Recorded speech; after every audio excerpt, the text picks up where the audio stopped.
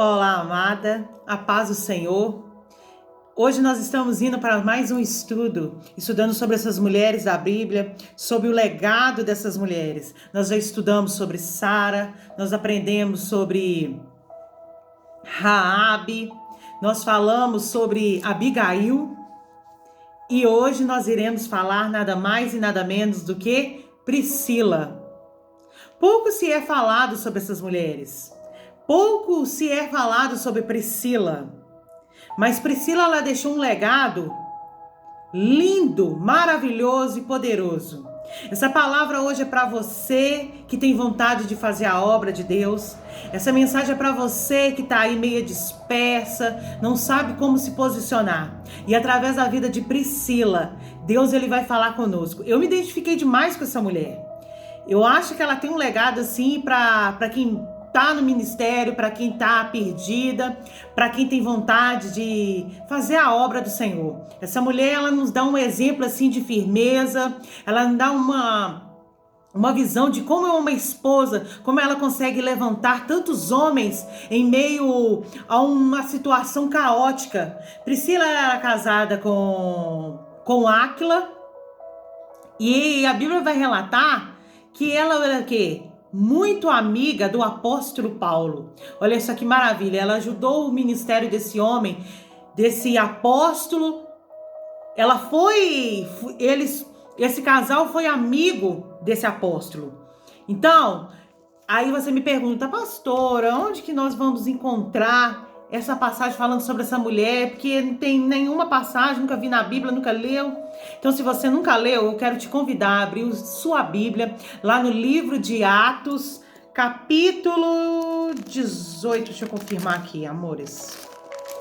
Capítulo 18, a partir do verso 2, que vai dizer assim: E achando um certo judeu, por nome Áquila, natural do Ponto, que havia pouco tinha vindo da Itália, e Priscila, sua mulher, pois Cláudio tinha mandado que todos os judeus saíssem de Roma. Se juntou com eles e, como era do mesmo ofício, ficou com eles e trabalhava, pois tinha por ofício fazer tendas.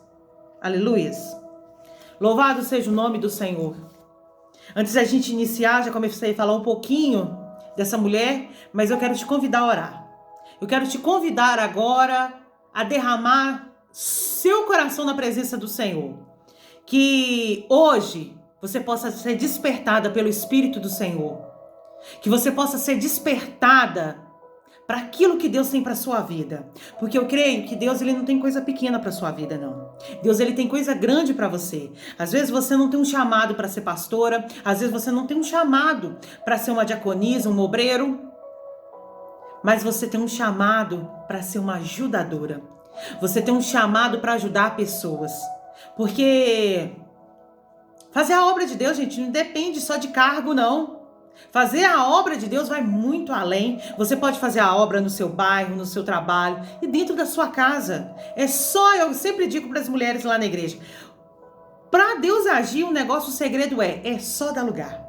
Só dar lugar para Deus que Ele trabalha poderosamente. Então eu quero derramar para você isso que Deus derramou em minha vida. Eu quero agora ser um vaso derramando esse azeite sobre as suas vidas. Eu quero ser canal de bênção para a sua vida. Eu quero que você venha frutificar onde você está. A minha intenção com esses estudos, gente, não é fama, não é aplauso, não é nada. A minha intenção é que você seja transformada, assim como eu fui transformada. É que você venha abrir a sua visão, os seus olhos espirituais, para que Deus possa fazer maravilhas sobre a sua vida. Porque assim como um dia Ele me resgatou através da palavra, eu quero que Ele te resgate também. Porque a gente só dá aquilo que a gente tem. Então, se eu tenho muito amor, eu vou te passar amor. Se eu tenho muito conhecimento, conhecimento te passarei. Então, o que eu tenho aqui é gratidão. Então, hoje eu ofereço para você gratidão. O que eu tenho aqui é uma vida cheia do Espírito Santo. É gratidão por um Deus que transformou minha vida, me resgatou aonde que aos olhos humanos parecia que não tinha mais jeito.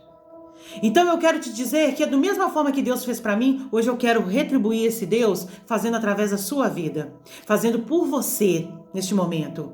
Porque aquilo que Deus me dá, eu creio que tudo que Ele me ensina, tudo que Ele passa para mim, eu creio que eu tenho que passar para vocês. Assim como eu recebi de graça dai.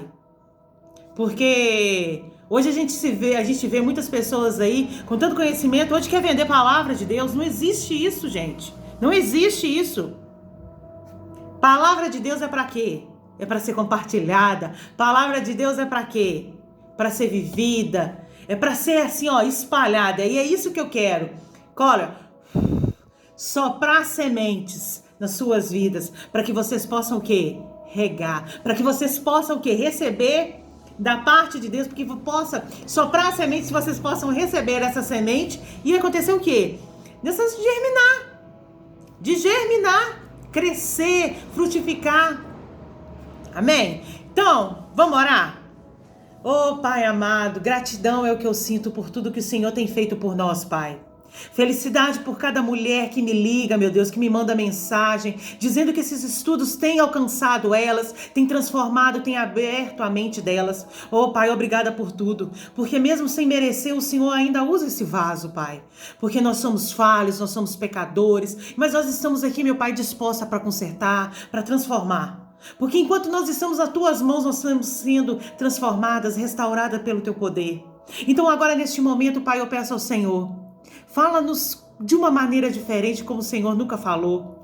Transborda em nós esse amor do Senhor, Pai. Oh, Jesus, nos ensina a ser como essas mulheres, Pai. Ter essa sabedoria, ter esse discernimento, essa calmaria em meio a tanta adversidade. É o que eu te peço, Pai, em nome do Senhor Jesus.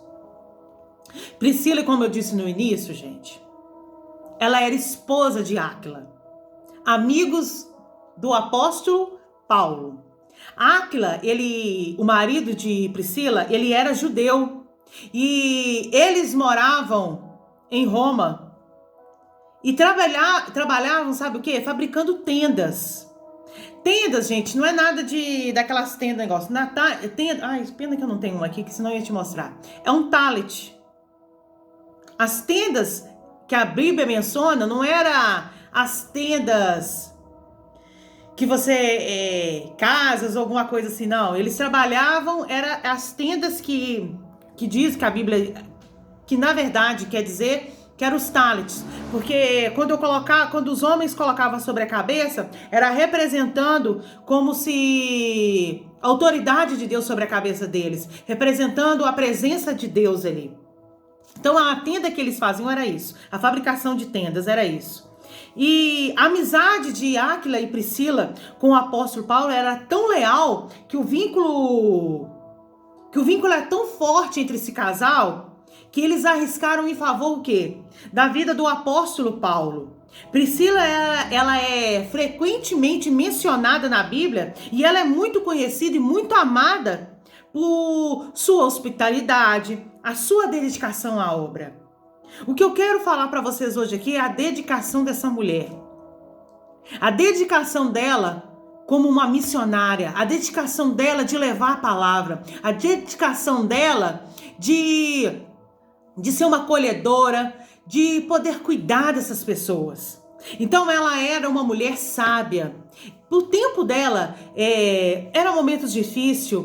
Pregar em Roma sobre o evangelho era muito difícil, porque era um povo tudo com uma cultura já diferente, era um povo com paganismo, e pregar o evangelho naquela época era difícil. Hoje, a gente não tem muita dificuldade, não. Apesar que a gente vê alguns países que tem guerra, que tem tudo. Aqui no Brasil, eu não vejo muita dificuldade. Mas a gente não tá caminhando, mas a gente não tá ficando longe do passado, não. Por quê? A gente tá caminhando para uma situação que hoje, essa pandemia veio só para mostrar o que tá acontecendo. Muitas das vezes querem calar a gente. Só que a gente ainda consegue pregar o evangelho, a gente ainda consegue fazer uma live, a gente consegue fazer um vídeo, a gente consegue ainda usar as redes sociais. Mas essa situação tá caminhando para uma coisa que eu creio que futuramente não é isso que a gente quer que aconteça, a gente quer que as coisas expandam, mas está caminhando com o tempo, porque isso é bíblico. Está caminhando para um tempo, isso o cerco venha se fechar e até fique difícil para mim essa mensagem chegar para você. Lá na China a gente já vê que já foram cortados aplicativos nos celulares sobre Bíblia, não pode. Tudo que é falado sobre Bíblia, e lá eles são torturados, são machucados, sabe? Por falar a palavra, e não só lá, em vários outros lugares. Então assim, a palavra de Deus naquela época, levar a palavra de Deus naquele tempo, era muito complicado. Você se arriscava o tempo todo. A gente vai ver a vida dos apóstolos como que era. Os apóstolos uma hora estavam lá pregando, outra hora estavam dentro da prisão. Uma hora tá pregando, outra hora tá sofrendo açoite. Então, mas a palavra de Jesus, quando ele veio, ele falou assim, eu não vim trazer paz, eu vim trazer guerra.